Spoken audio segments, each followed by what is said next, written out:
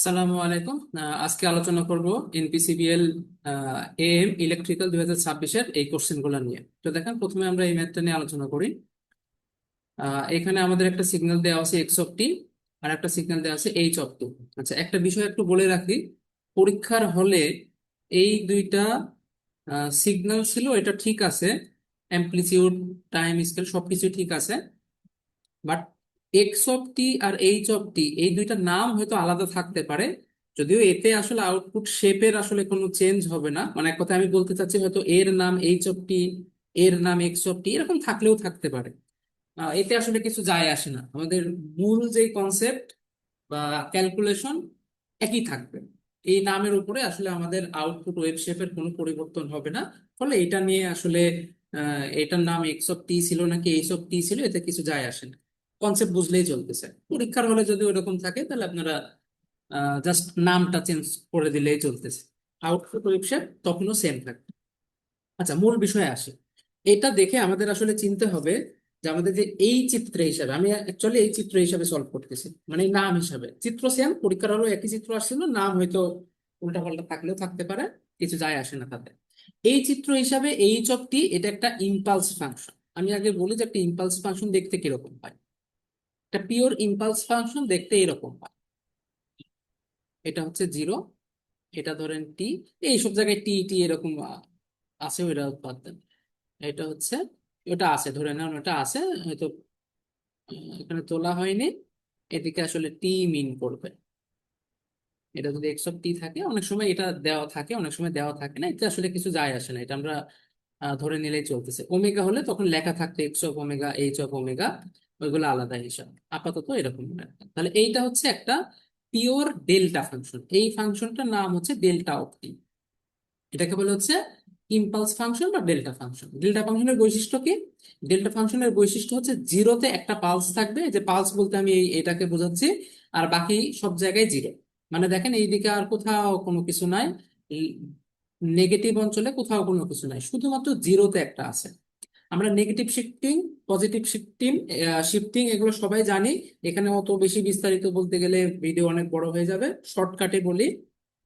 এগুলো আমার অন্যান্য ভিডিওতে অনেক ডিটেলসে দেওয়া আছে। আপাতত শর্টকাটে বলি, সেটা হচ্ছে আমাদের এই যে টি ডোমেইনে যদি কোনো কিছু মাইনাস আসে, তাহলে বোঝায় যে টি বা এক্স অ্যাক্সিসে ওই পরিমাণ রাইট শিফট হবে। মাইনাস হলে ওই পরিমাণ রাইট শিফট হবে, প্লাস হলে ওই পরিমাণ লেফট শিফট হবে। অর্থাৎ মনে করেন এরকম আছে T-2, তার মানে বোঝাবে 2 ঘর রাইট শিফট। আর যদি হয় T+2, তাহলে 2 ঘর লেফট শিফট। এই জিনিসগুলা আপাতত মনে রাখেন, কারণ আমি এখানে অত বেসিক থেকে করাতে চাচ্ছি না। বেসিক ভিডিওগুলো আমার সিগন্যাল অ্যান্ড সিস্টেম বা কমিউনিকেশন প্লে লিস্টে ব্যাখ্যা করে করে দেওয়া আছে। এটা কিভাবে রাইট শিফট হয়, কিভাবে লেফট শিফট হয়, ওগুলো চাইলে দেখে নিতে পারেন। আপাতত মনে রাখেন, যেটা -2 বলতে রাইট শিফট বোঝাচ্ছে, +2 মানে লেফট শিফট। এখানে যা থাকবে ওই পরিমাণ ঘর রাইট বা লেফট শিফট হবে। তার মানে এই যে এই জিনিসটা একটু খেয়াল করে দেখেন তো, একটা অ্যারো ছিল জিরোতে, সেই অ্যারোটা এখন জিরোতে না বসে বসতেছে ওয়ানে। তার মানে আমি বলতে পারি এই অ্যারোটা 1 ঘর রাইট শিফট হয়েছে। তার মানে এই যে অ্যারোটা হচ্ছে, এইটা অ্যাকচুয়ালি ডেল্টা অফ T+1 কে নির্দেশ করতেছে। কারণ 1 ঘর, সরি, T+1 হলে তো লেফট হয়ে যায়, তো T-1 কে নির্দেশ করতেছে, কারণ রাইট শিফট বলতে এখানে মাইনাস বোঝায়। একইভাবে এটা 1 ঘর বামে শিফট হয়েছে, দেখেন আগে ছিল অরিজিনে জিরোতে, এখন 1 ঘর বামে চলে গেছে। তার মানে ওই জিনিসটা মিন করতেছে ডেল্টা অফ টি। আমি একটা কাজ করি, এটা যেহেতু বামে আছে, বামেরটা এখানে বসাই, এটা যেহেতু ডানে আছে, এটা এখানে বসাই। তার মানে এইটার ইকুয়েশনাল ফর্ম বলি বা ম্যাথমেটিক্যাল ফর্ম বলি, সেটা এটা মিন করতেছে, এই অ্যারোটা এটা মিন করতেছে। এবং দেখেন, এই যে এইচ অফ টি যে তৈরি হলো, এটা আসলে এই দুইজনের সমন্বয়ে তৈরি হলো, দুইজন একই প্লটের উপরে অবস্থিত। তাহলে এটাকে আসলে ম্যাথমেটিক্যালি ভাষায় বলে প্লাস। তার মানে এইচ অফ টি এটা অ্যাকচুয়ালি এই জিনিস নির্দেশ করে। এটা একটা রেক্ট্যাঙ্গুলার সিগন্যাল।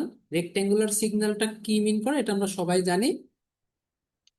আমরা চাইলে এখন লিখলেও লিখতে পারতেছি, না লিখলেও আসলে কোনো ক্ষতি নাই, এখানে এটা জরুরি না যে আমরা এটা লিখবো।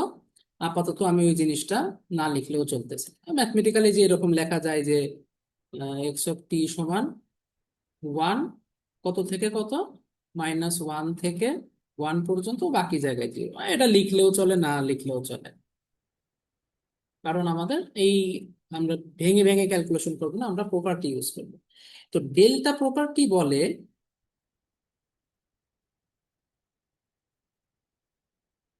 যে যে কোনো কিছুর সাথে, যে কোনো কিছুর সাথে আমরা যদি ডেল্টা ফাংশনের কনভলিউশন করি, তাহলে সবসময় আমাদের কি তৈরি হবে, ওই যে কোনো কিছুটাই তৈরি হবে।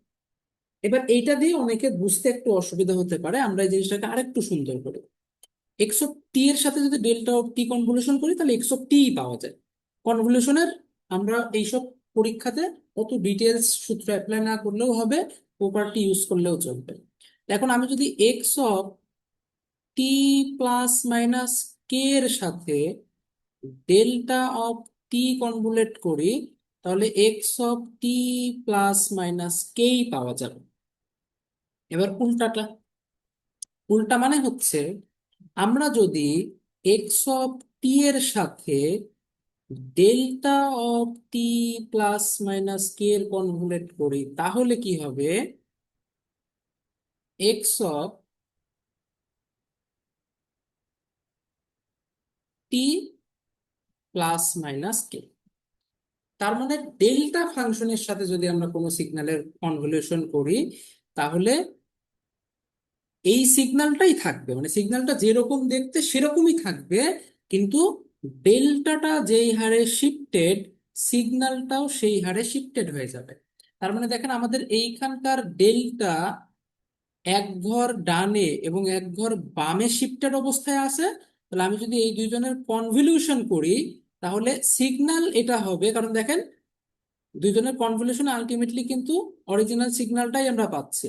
তাহলে সিগন্যাল ওইটাই হবে, কিন্তু ও ডেল্টার মতো শিফটেড হবে। ডেল্টা যেমন এক ঘর ডানে এক ঘর বামে শিফট হয়েছে, তাহলে ও কি হবে, এক ঘর ডানে শিফট হয়ে যাবে, এক ঘর বামে শিফট হয়ে যাবে। তাহলে আমরা আউটপুট এটা আঁকাই।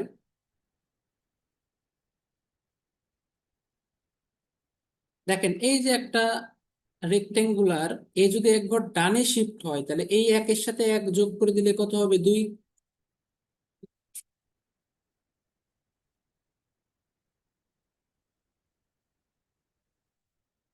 জিরোর সাথে এক যোগ করে দিলে কত হবে, 1। -1 এর সাথে এক যোগ করে দিলে কত হবে, 0। তার মানে এখন এই যে রেক্টেঙ্গুলার, এই রেক্টেঙ্গুলারটা এইখান থেকে এইটুকুর ভেতরে পাবো আমরা, আর এদের মিডিল পোর্শন হবে 1। এটা রাইট শিফট মিন করতেছে।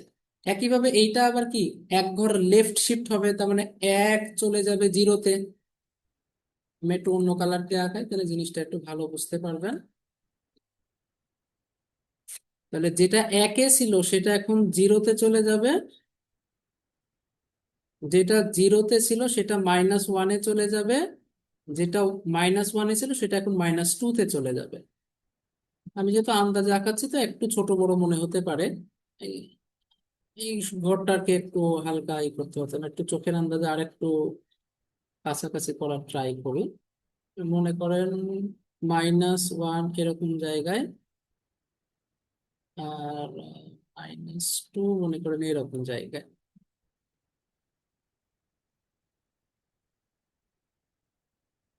তাহলে এই হচ্ছে মোটামুটি আমাদের গ্রাফটা। পরীক্ষার হলে আমাদের এত কালার টালার দরকার নাই, একবারে জাস্ট আমি একটু সাদা দিয়ে বোঝাই যে কিভাবে দেখাবেন, এইরকম দেখাই দিলেই চলবে।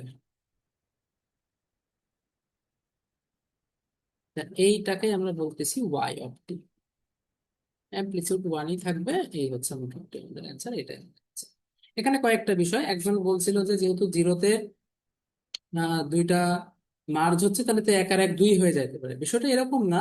এই সিগন্যালটা 1, এই মানে জিরোর এইখানে এসে শেষ হচ্ছে, এটা জিরোর এইখানে এসে শুরু হচ্ছে। ওভারল্যাপ, একটু রিজিয়ন ধরে ওভারল্যাপ হচ্ছে, এরকম না। মনে করেন একজন যদি এরকম থাকতো, এটা মনে করেন 0, এটা মনে করেন 0.5। আর একজন যদি মনে করেন এরকম থাকতো, যেটা 0, এটা মনে করেন 2। এই অঞ্চলটুকুকে আমরা বলতাম ওভারল্যাপ। তখন আমরা হয়তো এক আর এক থাকলে এক আর এক যোগ করে দুই বানাই দিতাম, তখন চিত্রটা হয়তো এরকম হতো।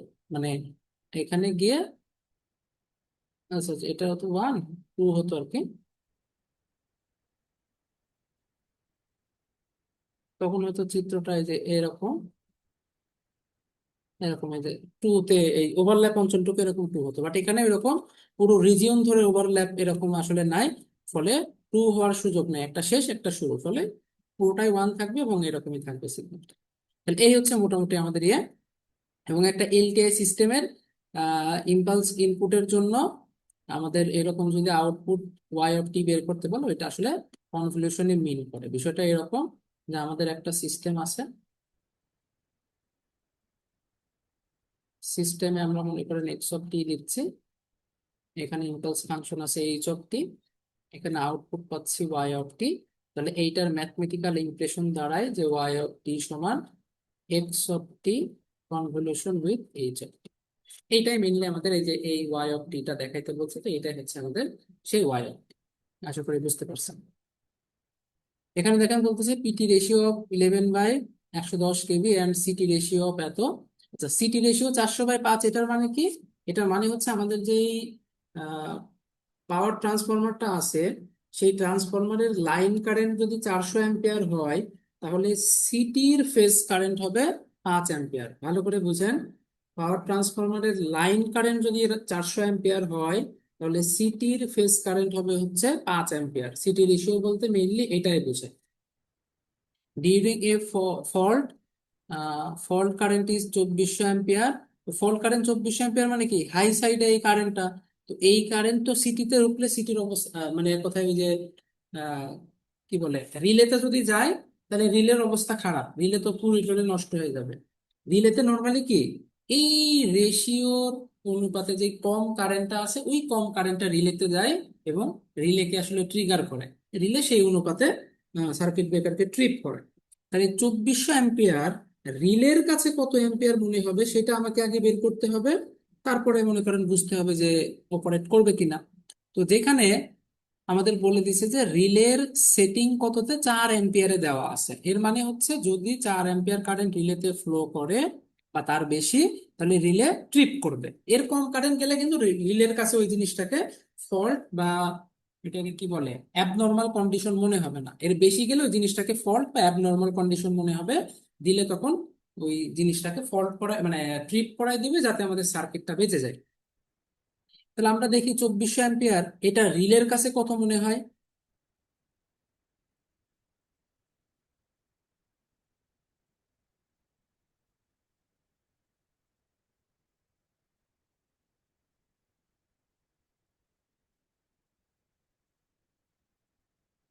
2400,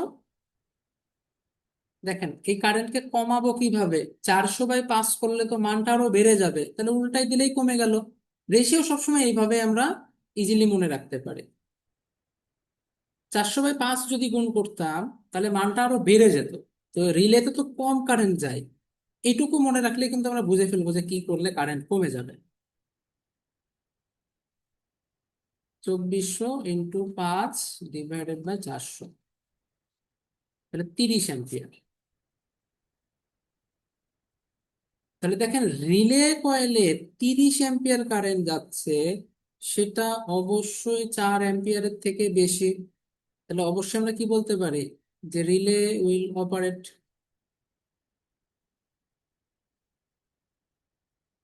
পিসিএম দিয়ে যদি বের করেন, তো সেই ক্ষেত্রে আমরা আহ, একের থেকে বেশি কিনা সেটা দিয়েও বুঝতে পারবো যে রিলে অপারেট করবে কিনা।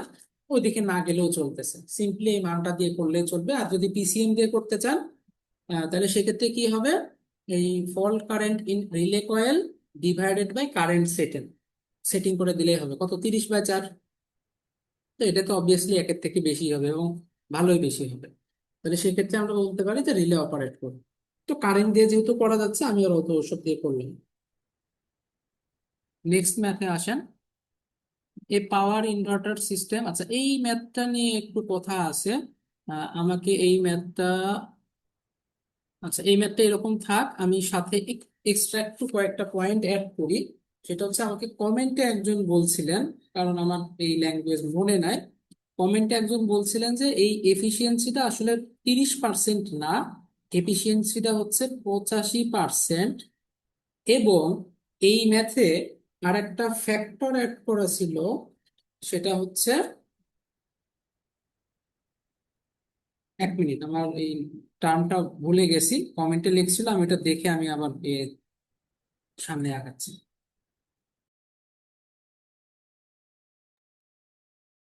আচ্ছা, যেটা বলছিলেন, হ্যাঁ, উনি বলছিল যে প্রশ্নে আসলে এফিসিয়েন্সিটা 30% না, 85% দেওয়া ছিল, এবং এক্সট্রা একটা মার্জিন উল্লেখ করা ছিল, যে মার্জিন হচ্ছে 35%। আমি শিওর না যে প্রশ্ন আসলে এটাই ছিল নাকি এইটুকু অ্যাড ছিল। যাই হোক, যেহেতু আমি শিওর না, আমি দুইটার পার্সপেক্টিভ থেকে আসলে আমার মতো সলিউশন দেওয়ার চেষ্টা করতেছি। এটা হচ্ছে, প্রথমে আসি যে আমার এইখানে যেই ল্যাঙ্গুয়েজ আছে সেই হিসাবে উত্তর কি হবে। এরপরে আমরা হচ্ছে এফিসিয়েন্সিকে 30-এর জায়গায় 85 বসাবো, অ্যান্ড মার্জিন 25%, 35% অ্যাড করে সলিউশনটা কি হবে সেটা দেখানোর ট্রাই করবো। ওকে, তাহলে এখন দেখেন আমাদের এখানে মূল কাহিনী কি। মূল কাহিনী হচ্ছে যে বলতেছে power inverter system of 300 watt. তাহলে আমাদের 300 ওয়াটের একটা পাওয়ার ইনভার্টারের কথা বলা আছে, যার এফিসিয়েন্সি হচ্ছে 30%। তার মানে স্বাভাবিক, পাওয়ার ইনভার্টারকে আমার যদি কোনো একটা কাজে লাগাতে হয়, কোনো একটা পাওয়ার তো আমাকে দিতে হবে ইনপুটে, সে যেটাই হোক না কেন। ইনভার্টার আমরা বুঝতেছি যে ওকে কিছুক্ষণ আমরা চার্জ করি, পরে ওই চার্জকে কাজে লাগাই, আমরা আবার পাওয়ার পাই। যাই হোক, ওই ডিসি হয়, ডিসি থেকে আবার এসি করা হয়, ইত্যাদি ইত্যাদি, AC two DC, DC two আবার এসি করতেছি, এই এত কিছু আছে। বাট আমরা এতটুকু বুঝতেছি, ইনভার্টার যদি চালাই ওকে কিছু না কিছু দিয়ে একটা ইনপুট দিতে হবে। তো বিষয়টা হচ্ছে যে ইনপুটে আমি যাই দেব, মাত্র এফিসিয়েন্সি হচ্ছে 30%। তার মানে ওর 30% অ্যাকচুয়ালি আমার কাজে লাগবে। কারণ আমি যদি এখন 300 ওয়াট পেতে চাই, আমাকে ইনপুটে কি করতে হবে, 300 ওয়াট দিলে কিন্তু চলবে না, 300 থেকে অনেক বেশি দেওয়া লাগবে। কত দেওয়া লাগবে সেটা আসতেছে, এতটুকু বুঝলেই হচ্ছে। এফিসিয়েন্সি যেহেতু খুবই লো এই প্রশ্ন হিসাবে, the system is powered by 240 voltage source. একটা সোর্সের কথা বলা আছে, যার ইয়ে হচ্ছে 240 ভোল্টেজ। এটা কন্টিনিউয়াসলি রান করতেছে 30 মিনিটের জন্য, 30 মিনিট ধরে চলতেছে। এখন আমাদের বলতেছে calculate the required battery capacity in ampere hour. কোন ক্যাপাসিটির ব্যাটারি আমাদের আসলে লাগবে এই পুরো জিনিসটা ফুলফিল করতে। তাহলে প্রথমত আসি, যে আমাদের এফিসিয়েন্সি বলতে কি বুঝি। আচ্ছা, আমি দুইটা আলাদা আলাদাই করি, কারণ যেহেতু এখানে দুইটা ল্যাঙ্গুয়েজ হয়ে গেছে। আমি সাদা দিয়ে এই প্রশ্নের উত্তর করব, আর হলুদ দিয়ে হচ্ছে এই প্রশ্নের উত্তর করব। তাহলে আমরা কি এফিসিয়েন্সি বলতে কি বুঝে, আউটপুট বা ইনপুট। ইনপুটও তো আমাদের এই যে ব্যাটারির কথা বলতেছে, তাহলে তো আমাদের ইনপুটের পাওয়ার নিয়ে কাজ করতে হবে, এটা তো আউটপুট পাওয়ার। এই পাওয়ারটা তো আর আমরা ব্যাটারি থেকে ডিরেক্ট পাচ্ছি না, ইনভার্টারের থ্রুতে পাচ্ছি। তাহলে আগে আমাকে ইনপুট পাওয়ারটা বের করে নিতে হবে। তাহলে ইনপুট পাওয়ারটা কত, ইনপুট পাওয়ার সমান হচ্ছে আউটপুট বাই এফিসিয়েন্সি। আউটপুট হচ্ছে 300, ডিভাইডেড বাই এফিসিয়েন্সি হচ্ছে 0.3, করলে কত আসে দেখেন,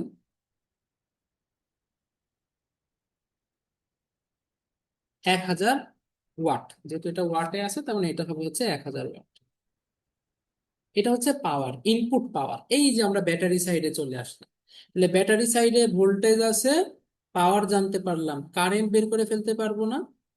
তো ডিসি, পি সমান ভিআই। তাহলে উপরে পি, নিচে ভি। ভি কত, হয়েছে 240, বসান 1000/240।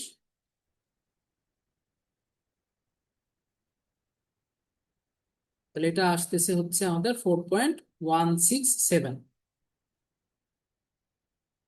এত অ্যাম্পিয়ার।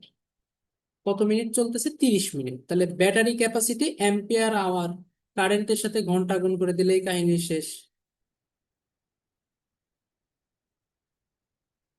কারেন্ট হচ্ছে 4.167 ঘন্টা, কিন্তু দেওয়া তো মিনিট।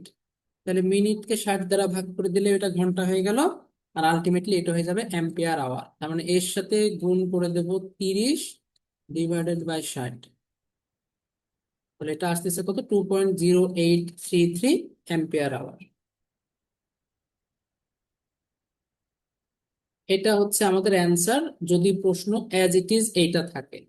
আর যদি প্রশ্ন এটা না থেকে এটা হয় তাহলে কি হবে, অর্থাৎ যদি 30%-এর জায়গায় 85% দেওয়া থাকে এবং এক্সট্রা মার্জিন কথাটা উল্লেখ থাকে, তাহলে সলিউশনটা আমাদের কিরকম হতে পারে। শুরুর এইটুকু তো সেম, এখানে আমাদের ইনপুট কত হবে, 300। এফিসিয়েন্সি যেহেতু 30% না দিয়ে 85%, তাহলে বাই 0.85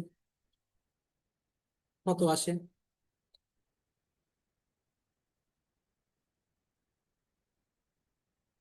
তাহলে এটা আসতেছে 352.94 ওয়াট।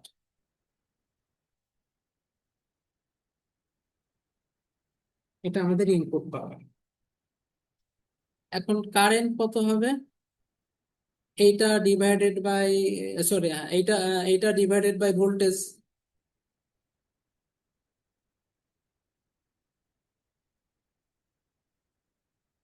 তাহলে এত ভাগ ভোল্টেজ কত, 240, 1.471 লিখে দিলাম, 1.471 অ্যাম্পিয়ার। এখন আমাদের অ্যাম্পিয়ার আওয়ার বের করতে হবে। কিন্তু এখানে একটা বিষয় মনে রাখতে হবে, যে আমাদেরকে কিন্তু একটা মার্জিন উল্লেখ করছে। তাহলে মার্জিন যদি উল্লেখ করে, তাহলে ক্যাপাসিটি আমাকে কি সেই হিসেবে একটু বাড়াইতে হবে, কারণ মার্জিন মানে কি, আরো 35% আমাকে এক্সট্রা ক্যাপাসিটি যুক্ত দিয়ে রাখতে হবে, যেন এই মার্জিনটা বাদ দিয়েও আমি আলটিমেটলি 300 ওয়াট আউটপুটে পাই। কারণ আমাকে আউটপুটে যেমনি হোক 300 ওয়াট পাইতে হবে, মার্জিনও 35% বলে দিছি, তাহলে আমি চাবো কি ক্যাপাসিটি আরো বেশি নেব, যাতে সব কিছু বাদ টাদ দিয়ে এফিসিয়েন্সি টেফিসিয়েন্সি সব কিছু হিসাব কিতাব করে আউটপুটে আমি 300 ওয়াট পাই। তাহলে আমি actually battery capacity without margin কত হবে,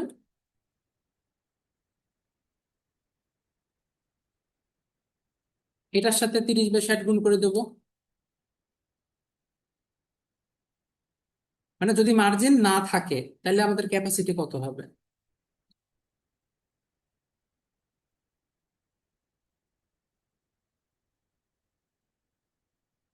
তাহলে 0.7353।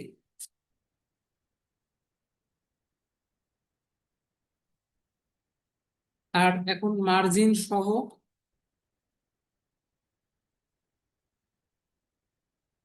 এইটা কিন্তু 35% মার্জিন মানে কি, এত পার্সেন্ট বেশি রাখতে হবে ক্যাপাসিটি আমার, এইটার থেকে আরো 35% বেশি। তো 35% বেশি মানে কি 1.35 গুণ, এটা তো আমরা সবাই জানি। 35% বেশি মানে 100-র উপরে 35% বেশি, তার মানে 135%, যেটাকে পার ইউনিটে করলে 1.35। তার মানে আমাদের যে অ্যান্সারটা আসলো, এইটার সাথে 1.35 গুণ করে দিলে যা আসে তাই। তাহলে এটা দাঁড়াবে হচ্ছে 0.9926 অ্যাম্পিয়ার আওয়ার। এটাই হচ্ছে আমাদের অ্যান্সার।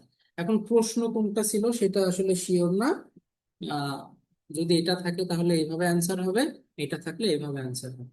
আপাতত এটুকুই আসলে আমার মন্তব্য।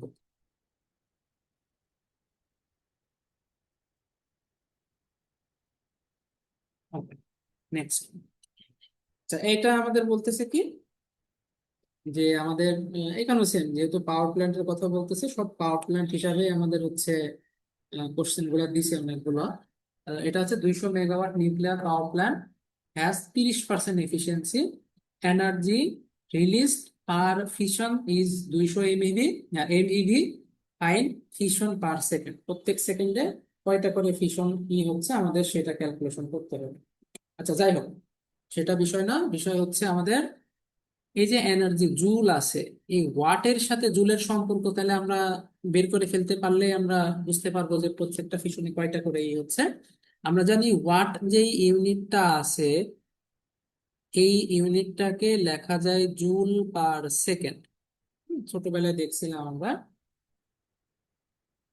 তাহলে যেখানে আমাদের ওয়াট আছে সেখানে আমরা কি জুল পার সেকেন্ড ইউজ করতে পারি। তাহলে 2000 মেগাওয়াট, এটা দিয়ে তো আমাদের কাজ না, আমাদের ওই চলে যাইতে হবে। আউটপুটে যদি কোনো একটা পাওয়ার পেতে চাই, আমাকে ইনপুটে কি ওই যে ফিশন করাইতে হচ্ছে। তাহলে ইনপুট অবশ্যই কি বেশি দেওয়া লাগবে, তবেই তো আমরা আউটপুটে 2000 মেগাওয়াট পাবো।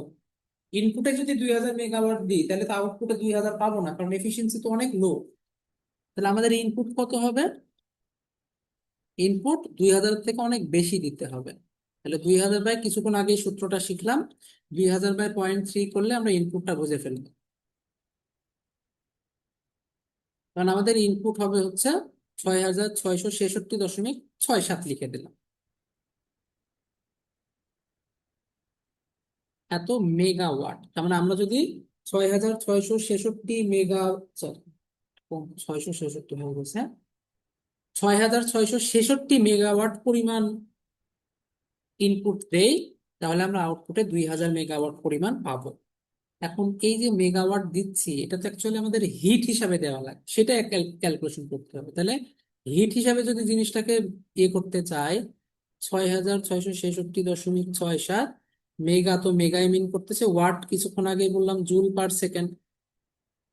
এই যে জুল কনসেপ্টটা আমরা আনতেছি, মেগা জুল, প্রত্যেক সেকেন্ডে এত মেগা জুল পরিমাণ হিট আমাকে আসলে প্রোভাইড করতে হচ্ছে।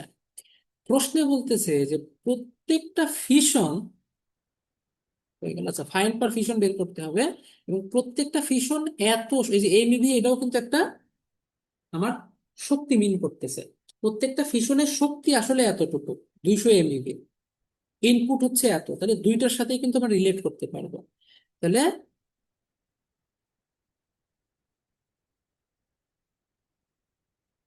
এনার্জি রিলিজড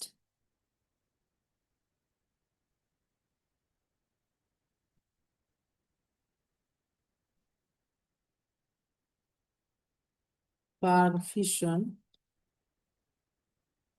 কত? 200 এমইভি। এটা আমরা ঐকিক নিয়মেই করে ফেলতে পারবো। এমইভির সাথে তো আবার জুলের যায় না, এমইভি একটা ইউনিট, জুল আর একটা ইউনিট। নর্মালি খুবই, যেমন খুবই বড় জিনিসকে আসলে মেগা দিয়ে প্রকাশ করি আমরা, সেম ভাবে খুবই ছোট জিনিসকে ইভি দ্বারা প্রকাশ করি আমরা। আরো বেশি ছোট হয়ে গেলে সেটা এমইভি দ্বারা প্রকাশ করি। যাই হোক, তাহলে এটা আমরা, আপনারা সবাই জানেন, জাস্ট একটু স্মরণ করে দিলাম, এছাড়া আর কিছুই না। ইভি মানে এখানে প্রশ্নে বলেই দিছে, না বললেও এটা আসলে আমাদের সবারই জানা কমন জিনিস, মনে রাখতে হবে। আর যেহেতু দিয়ে দিছে, এটা আরো ভালো। তাহলে এত মেগাও চেঞ্জ করে ফেললাম, ইউ চেঞ্জ করে ফেললাম, আচ্ছা আমরা কি মেগা চেঞ্জ করার দরকার আছে?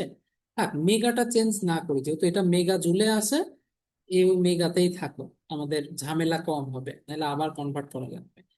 এই যে গুণ করে দিলাম, তাহলে মেগা এখনো মেগা আকারেই আছে, ইভিটা জুলে কনভার্ট হয়ে গেল।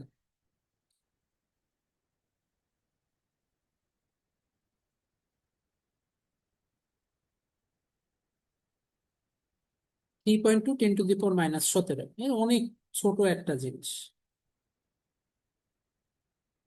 মেগা আছে, আর এটা কি জুল হয়ে গেল।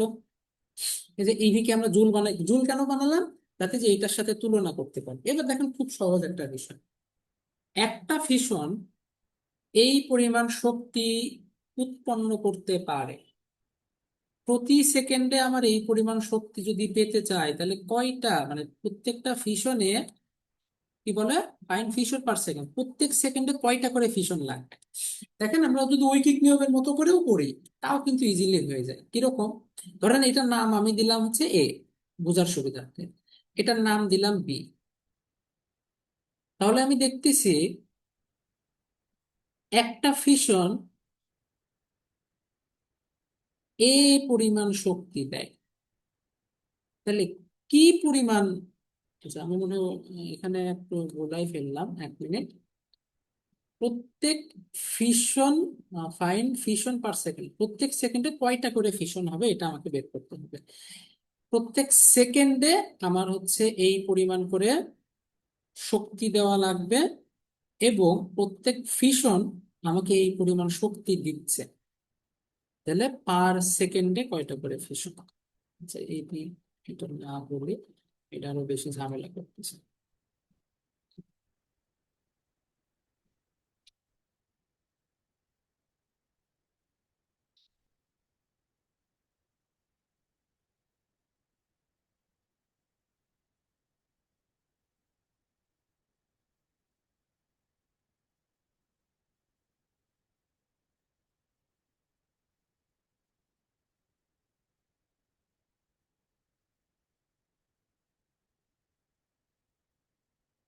একটু ভালো করে বুঝলাম। পার ফিশন এই পরিমাণ শক্তি দেয়, আর আমার এই পরিমাণ শক্তি লাগবে, তাহলে এটা হচ্ছে টোটাল শক্তি 46.67 mega joule per second. Unit গুলা লেখেন তাহলে দেখবেন যে আরো ভালো বুঝতে পারবেন। আর আমি যদি এই পরিমাণ দেই, তাহলে মেগাজুল মেগাজুল কাটলো, আলটিমেটলি পার সেকেন্ডে কতটা ফিশন সেটা মিন করতেছে। তাহলে 6,666.67 ডিভাইডেড বাই 3.2 ইন্টু 10⁻⁻17, এটা করলে আসতেছে 2.083 10⁻20।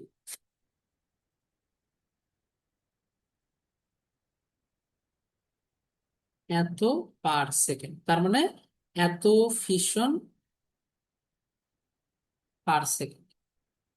প্রত্যেক সেকেন্ডে এই পরিমাণ ফিশন হচ্ছে, এক একটা ফিশন এত, টোটাল এত। তাহলে দেখেন এইটার সাথে এটা গুণ করলে আমরা এটা পাবো। কারণ কি, পার ফিশন, আচ্ছা সরি, পার সেকেন্ডে ফিশন ইনটু পার সেকেন্ডে শক্তি সমান মোট শক্তি পার সেকেন্ড। এটা তো মিন করতেছে যে প্রত্যেক ফিশনে কি, আচ্ছা, পার সেকেন্ডে কি পরিমাণ ফিশন, আর সেই ফিশনে এক একটা শক্তি কতটুকু গুণ করলে তো পার সেকেন্ডে মোট কি পরিমাণ শক্তি আসতেছে সেটা আমরা জানতে পারবো। বিষয়টা এরকম। এই ম্যাথটাকে উল্টা করেও করা যায়। কিরকম, এটা মেগা জুল পার সেকেন্ড আছে, এটাকে আমরা কি মেগা এমইভি করে ফেলতে পারি পার সেকেন্ড। কিরকম মেগা এমইভি, এই জিনিসটাকে এত দ্বারা যদি ভাগ করে দেন তাহলে ওইটা ইভিতে চলে আসে, আর মেগা তো এমনি আছে, তাহলে মেগা এমইভি। এটা হয়ে গেল মেগা এমইভি। আর এটা 200 এমইভি আছে, ওটাকে আর কনভার্ট করার দরকার নাই। ফলে ওই যে মেগা এমইভি, ওকে 200 দ্বারা ভাগ করলে দেখবেন এই জিনিসটাই আসবে, তার মানে আলটিমেটলি একই জিনিস। এটা করলে চলে আসতেছে প্রত্যেক সেকেন্ডে কি পরিমাণ ফিশন আমাদের এখানে আছে বা লাগতেছে। আচ্ছা, এটা বলতেছে কি যে a 33 kV alternator has a short circuit MVA of এত, it is connected with a transmission line of এত reactance, find short circuit MVA at far end of transmission line। তাহলে আমরা একটা অল্টারনেটরকে প্রথমে চিন্তা করি, যে একটা অল্টারনেটর আছে, যেহেতু রেজিস্ট্যান্সের এখানে কোনো উল্লেখ নাই, আমরা ধরে নিচ্ছি যে রেজিস্ট্যান্স জিরো। তাহলে একটা অল্টারনেটর দেখতে এরকম, আমি পার ফেজের কথা বলতেছি। এখানে লোড দেব, লোড অল্টারনেটর থেকে কারেন্ট পাবে, কিন্তু কাহিনী হচ্ছে আমাদের এখানে লোড দিচ্ছি না। আমরা কি করতেছি, আমরা সিম্পলি শর্ট করে দিচ্ছি, যে শর্ট সার্কিট এমবিএ। তাহলে এখানে আমরা কি করে দিচ্ছি, শর্ট করে দিচ্ছি। একটা অল্টারনেটর কোনো লোড না দিয়ে আমি দুইটা মাথা শর্ট করে দিলাম, বা দুইটা ফেজের সাথে নিউট্রাল আমি শর্ট করে দিলাম। শর্ট করে দিলে এখন দেখেন এটা ই এ, এটা জে এক্সএস।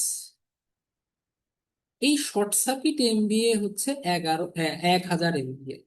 এইখানকার যে শর্ট করলাম, শর্ট সার্কিট এমবিএ 1000 এমবিএ। তো শর্ট সার্কিট এমবিএ যদি 1000 এমবিএ হয়, তাহলে কি আমি আইএসসি জানি না? অবশ্যই আমি আইএসসি জানি। আমি এই ম্যাথটা যখন পিডিএফ দিছিলাম তখন অন্য নিয়মে সলভ করছিলাম। অনেকেই হয়তো এই জিনিসটা ধরতে কষ্ট হচ্ছে, এই জন্য আমি প্রথমত ভেঙে ভেঙে দেখাচ্ছি, এরপরে আমি সেই শর্টকাট নিয়মটা আবার দেখাবো। ভালো করে বুঝুন। তাহলে এখানে কি আমার এইটা বের করা লাগবে, কারণ এটা তো আননোন। আমাদের নো লোড ভোল্টেজ কত, 33 কেভি।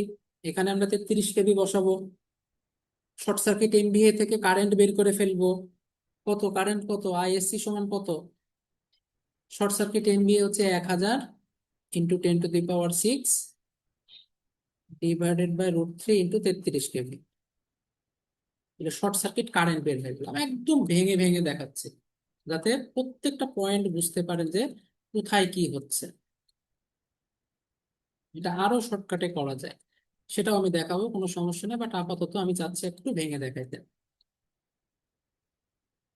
তাহলে কারেন্ট আসলো 17,495.462 সাল।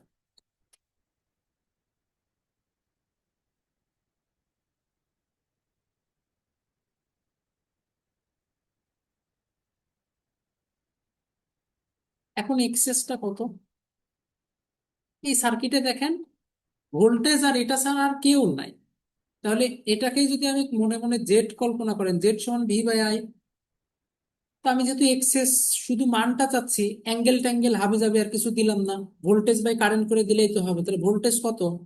অবশ্যই এটা পারফেস সার্কিট, তাহলে এত বাই √3 নিতে হবে, ডিভাইডেড বাই আইএসসি করে দিলেই কিন্তু আমাদের এক্সেস বের হয়ে যাবে এত। আচ্ছা, এটা তো কারেন্ট, আর উপরে যাবে কি ভোল্টেজটা 33,000/√3।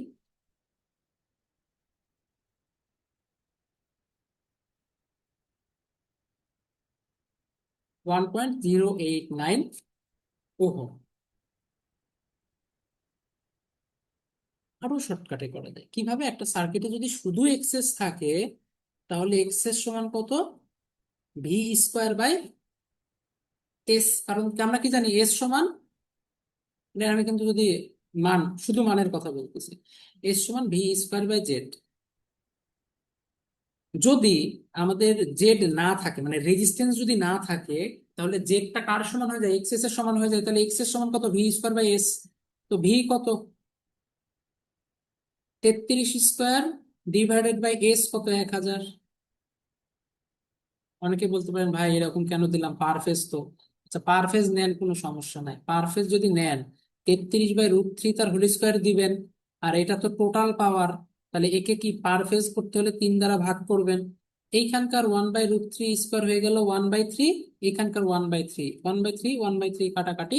এই জন্য ওয়াই কানেকশনের জন্য আমরা সিম্পলি জেড সমান কি লিখি? KV²/3 phase MVA. আরো শর্টকাট হয়ে গেল, কারণ কাটাকাটি কনসেপ্ট তো আপনি জানেনই যে কি হবে, তো দরকার কি? কেভি আর এমভিএ থাকলে কেভি স্কোয়ার করতে হয়, এমভিএ থাকতে হয়। আর যদি মনে করেন ভাই আমার এই যুদ্ধ ঝামেলা ভাল লাগে না, ভেঙে ভেঙে করতে চাই, সেটাও করতে পারেন। তাহলে সেটা কিভাবে দেবেন? 33,000/√3² ডিভাইডেড বাই 1,000 10⁻⁶/3। দুইটাকেই পারফেস করে দিলাম, এটা করেন এটা করেন একই অ্যান্সার দেখাই দিই, তারপরেও যে একই অ্যান্সার আসতেছে। 33² বাই 1,000, 1.089, এই যে সেই জিনিস। আর যারা বলতেছেন যে আমি আসলে একদম ভেঙে ভেঙে করতে চাই, করেন per phase voltage square divided by, এটা গেল টোটাল পাওয়ার, কিন্তু আমাকে কি পার ফেজ করতে হবে, মানে 3 দ্বারা ভাগ করে দিতে হবে। এই দেখুন 1.089, কারণ আমি যেটা দিয়েই করি না কেন, আলটিমেটলি আমার ইয়ে আসবে 1.089 ওহম। তাহলে আমরা কি করতে পারি? যারা অ্যাকচুয়াল নিয়মে কি বলে ওহম দিয়ে করবেন বা ওহমিক ভ্যালু দিয়ে করবেন, তারা এইভাবে না করে জাস্ট এরকম একটা শর্টকাটে হয়ে গেল, আমার এক্সেসটা বের করাতে তো মূল উদ্দেশ্য চলে আসলো। এখন দেখেন, ওভারঅল সার্কিটে আমার অল্টারনেটরও আছে, আবার একটা ট্রান্সমিশন লাইনও আছে, যার পার ফেজ ইয়ে হচ্ছে, রিঅ্যাকটেন্স হচ্ছে 2 ওহম। ওর মাথায় এবার শর্ট হয়েছে। তার মানে দেখেন আমাদের সার্কিটটা কিরকম, এরকম একটা অল্টারনেটর, এই ট্রান্সমিশন লাইন এইখানে শর্ট হয়ে গেছে। তাহলে এইটাকে যদি আমি পারফেক্ট সার্কিট হিসাবে প্রকাশ করি, জিনিসটা দাঁড়াবে এরকম। এটা হচ্ছে অল্টারনেটরের রিঅ্যাকটেন্স, এটা হচ্ছে ট্রান্সমিশন লাইনের রিঅ্যাকটেন্স। এইটা এখন আবার শর্ট হয়ে গেছে।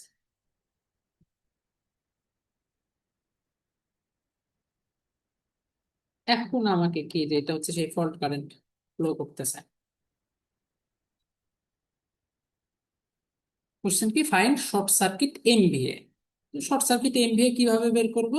কারেন্ট বের করতে পারলে কিন্তু এমভিএও পাওয়া যাবে। এখন আমরা চাইলে অ্যাকচুয়াল ভ্যালু দিয়েও করতে পারি, পার ইউনিট দিয়েও করতে পারি। অ্যাকচুয়াল ভ্যালু দিয়ে করাটা একদিক থেকে ঝামেলার, কারণ আপনাকে ওই কারেন্ট বের করা লাগবে, ভোল্টেজ দিয়ে আবার গুণ করতে হবে। আচ্ছা, যেহেতু অ্যাকচুয়াল দিয়ে আগাচ্ছি, অ্যাকচুয়াল দিয়েই করি। আইএফ কত?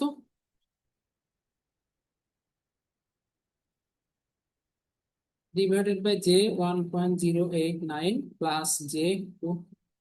কারণ ওই যে আগের থেকে লাইনে বলে দিছে 2 ওহম, আর এটা তো আমরা বের করে নিলাম 1.089, আর এই যে ট্রান্সমিশন লাইনে 2 ওহম ছিল, তাহলে এটা হচ্ছে ফল্ট কারেন্ট। অবশ্য সবকিছু পার ফেজে চলতেছে। 33 1 2 3 divided by √3 divided by 1.089 plus 2। এই যেটা দিলেও চলে, না দিলেও চলে, কারণ আলটিমেটলি যখন আমরা ম্যাথ করব তখন শুধুমাত্র অ্যামপ্লিটিউড নিয়েই কাজ করব, যে তখন না দিলেও হবে। তাহলে এটা হচ্ছে আমাদের কারেন্ট কত, 61 67.87। আর -90 ডিগ্রি মানে মাইনাস জে মিন করতেছে।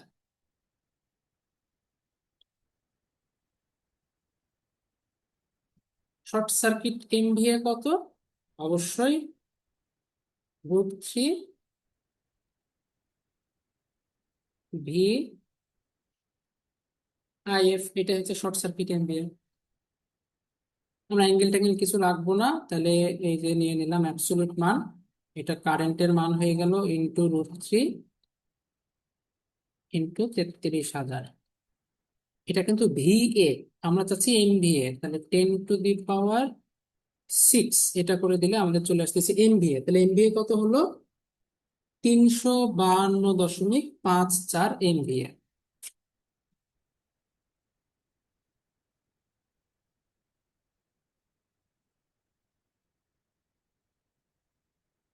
এটাই হচ্ছে আমাদের অ্যান্সার। আশা করি এই জিনিসটা বুঝতে পারছেন। এখন পার ইউনিট জিনিস দিয়ে ক্যালকুলেশন করাটা আসলে ইজি, যেটা আমি পরীক্ষার খাতায় হ্যাঁ, অবশ্যই পরীক্ষার খাতায় করছিলাম। আর যেটা হচ্ছে আমি পিডিএফ এ ওই যে পোস্ট করছিলাম, ওইটা অনেকেই বুঝতেছিলেন না যে এর মান 1 নিচ্ছি, এর আসলে কাহিনী কি। এবার দেখেন, আমি যদি জিনিসটাকে টোটালি পার ইউনিটে করি, আশা করি অ্যাকচুয়াল নিয়মটা সবাই বুঝতে পারছেন যে কাহিনীটা ঘটলো কি, কিভাবে হচ্ছে প্রত্যেকটা স্টেপ বাই স্টেপ। এখন আমি এই সেম ম্যাথটাকে চাচ্ছি পার ইউনিটে করতে, কারণ সবসময় মনে রাখবেন যে এইসব জিনিস পার ইউনিটে আসলে সহজ হয়। পার ইউনিটের জন্য আমাদের একটা জিনিস নিতে হয়, সেটা হচ্ছে বেস। যেই ঝামেলাটা হয়েছিল ট্রান্সফরমারের, কি বলে এটা, সরি, অল্টারনেটরের, যেই ভ্যালুগুলো দেওয়া ছিল আমি ওইটাকেই বেস ধরছিলাম। এই কারণে ট্রান্সফরমারের ইয়েটা 1 পার ইউনিট চলে আসছিল।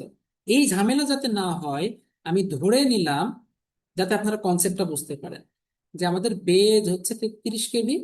দুইটাই যদি চেঞ্জ করেন ম্যাথ অনেক জটিল হয়ে যাবে, আমি অত জটিলতায় যাচ্ছি না। এসবি, এটাকে আমি 1000 এমভিএ না ধরে 100 এমভিএ ধরে নিই। এটা আপনি 1000 ধরেন, 500 ধরেন, 100 ধরেন, মানে যা মন চায় তাই ধরেন, কিচ্ছু যায় আসে না এতে। যা ধরবেন অ্যাকচুয়াল অ্যান্সার সবসময় সেম আসবে।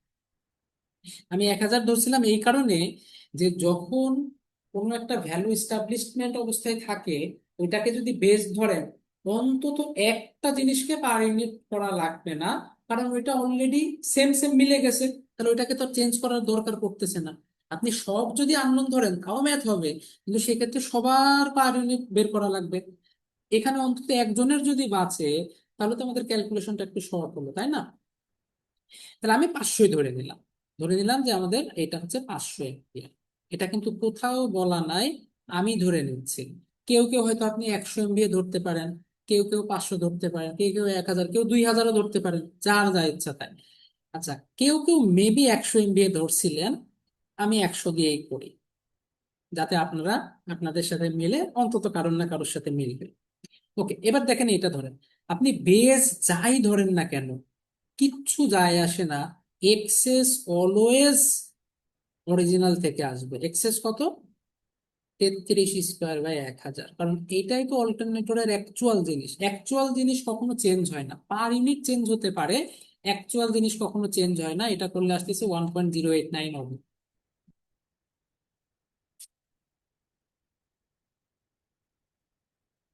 এটা কিন্তু অ্যাকচুয়াল। তাহলে এটার এখন পার ইউনিট কত হবে? এই যে দেখেন কেন ওয়ান আসছিল, অ্যাকচুয়ালও যা, আমি যদি এটাকে 1000 নিতাম তাহলে বেজও কি তাই হতো না? কিন্তু এখানে তো তাই হচ্ছে না, এখানে তো বেজ 33 আর 100। তাহলে জেড বেসটা কত?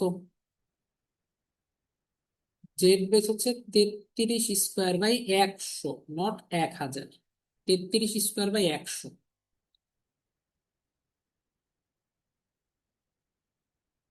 তাহলে 10.89। তাহলে এক্স পার ইউনিট কত হবে? Actual by base. আমি যদি বেসকে অ্যাকচুয়ালের সমান ধরতাম তাহলে তো ভাগফল অবশ্যই ওয়ান আসতো। এই কারণে আমি পিডিএফ এ ওয়ান পার ইউনিট দিছিলাম। এটা অনেকে বুঝতে পারতেছিলেন না, এই জন্য আমি আলাদা করলাম, যাতে বুঝতে পারেন যে আসলেই কাহিনীটা ঘটছিল কি। কত? 0.1 পার ইউনিট।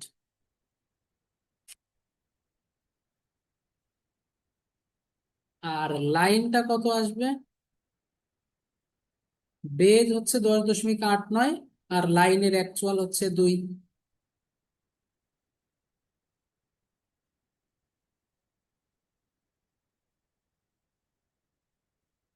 অনেক বড় আসতেছে, আমি 200/1089 বসাই যাতে বুঝতে পারেন যে ঠিকঠাক আছে। এবার দেখেন, আমি যদি জিনিসটার আসলে থেভেনিন নিয়ে করি তাহলে কত আসে?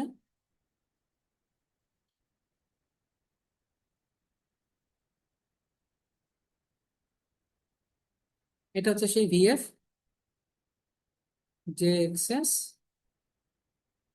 J x line. তাহলে আইএফ কত আসে? ভিএফ অবশ্যই এত পার ইউনিট, এটা নিতে হয়। যদি না বলে দেয় তাহলে আমাদের সবসময় রেটেডটাই আসে। তাহলে 1/J 0.1 প্লাস জে 200/1089 করলে কত আসে? 1/0.1 I plus 200I/1089, 3.525 minus 90 degree.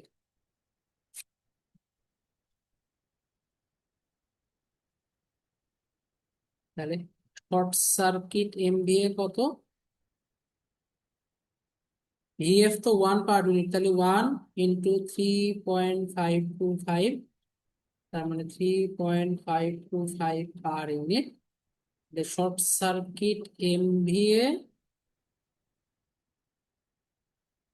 Actual কত হবে? এইটার সাথে বেস গুণ করে দেবো, তো বেস কত দেখেন তো?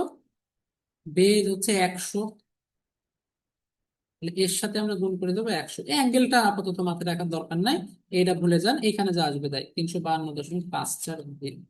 আপনি যাই নেন, অ্যাকচুয়াল জিনিস সব সময় একই আসবে, পার ইউনিট আলাদা হতে পারে, অ্যাকচুয়াল জিনিস কখনো আলাদা হবে না। ঠিক আছে, 380। এখন আমি যদি 33 কেভি না নিয়ে 10 KV, 50 MVA, 20 KV, 2000 MVA, 30 KV, মানে যা ইচ্ছা তাই নিতে পারি, কিচ্ছু যায় আসে না। আমার ফাইনাল অ্যান্সার সবসময় 352.54 এমবিএই আসবে। আশা করি এই জিনিসটা সবাই বুঝতে পারছেন। আচ্ছা, এইটা তো এগুলো মোটামুটি সহজ জিনিস। আমাদের একটা হচ্ছে টিএস দেওয়া আছে, ট্রান্সফার ফাংশন এত। ট্রান্সফার ফাংশনে যদি আমরা বেসিক ইয়ে ধরি, একটা গেইন সবসময় থাকে, নর্মালি কিছু না বললে ওয়ান, আর যদি কিছু বলে দেয় তাইলে হয়তো সেই জিনিসটা থাকতে পারে। আমি কেন কে এখানে টার্মটা আনতেছি, দেখেন এই টার্মটা আর এই টার্মটা সবসময় সেম হয়, বাট এখানে আলাদা, আমরা বুঝতেছি আমাদের এক্সট্রা আর একটা গেইন টার্ম এখানে আছে।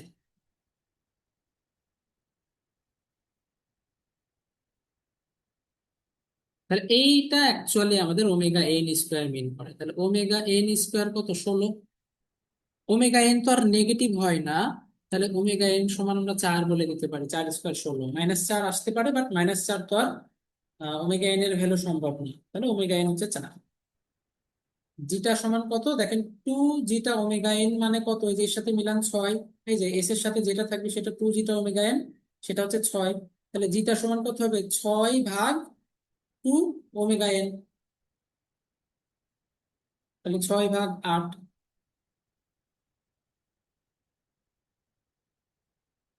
তাহলে এটা আসতেছে 0.75। আচ্ছা, সেটলিং টাইম ফর 2% ক্রাইটেরিয়ন যদি বলে, তাহলে এই জিনিসটা আসলে আমরা যেটা চিরাচরিত সূত্র জেনে থাকি, যে টি এস সমান হচ্ছে 4/জিটা ওমেগা এন। আর যদি আমাদের 2% আর একটা সম্ভবত 5% বলা থাকে, যদি 5% বলা থাকে তাহলে সেটা হচ্ছে 3/জিটা ওমেগা এন। 2% বললে সেটা হচ্ছে 4/জিটা ওমেগা এন, আর 5% বললে হচ্ছে 3/জিটা ওমেগা এন, যদি আমি ভুল না করে থাকি তো। তাহলে এটা সমান কত হবে, 4/জিটা মানে 0.75, আর ওমেগা এন মানে 4, আর এটা আসতেছে 1.33 সেকেন্ড।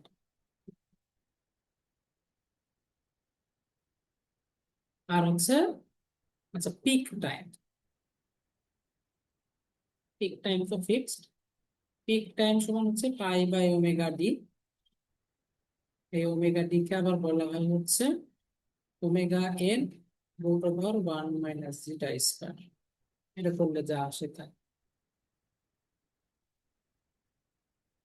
পাই/ওমেগা এন মানে 4 × √1 - 0.75 তার স্কয়ার, 1.187।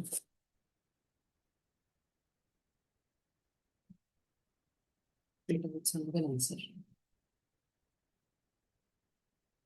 এটা যা হোক মোটামুটি আশা করি বুঝতে পারছেন।